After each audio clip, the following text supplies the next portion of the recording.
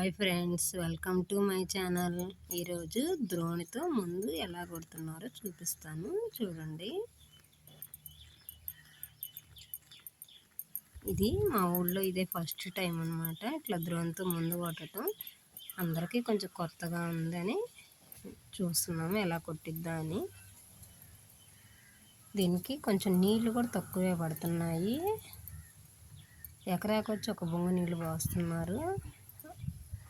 ఇది 2 ఎకరాలు, 2 బొంగలు నీళ్ళు పోసారు. బాగా అది కొంచెం పొగాలు పట్టడంతో పురుగు అయితే బాగానే పోతుంది. దగ్గర వేరే వాళ్ళైనా ఒకరి దగ్గర ఒకరిది 2 అట్లా ఉన్నా అందరు కలిపి కొట్టించుకుంటున్నారు. ఎకరాకు వచ్చి 400 తీసుకుంటున్నారు.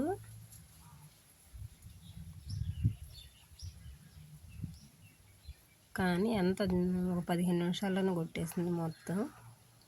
కానీ ముందు మామూలుగా కూలీల చేత కొట్టించారు. పురుగు పోలేదని మళ్ళీ దీంతో ఎట్లా ఉంటుందని కొట్టించి చూశారు. కానీ దీంతో బాగానే పోయింది.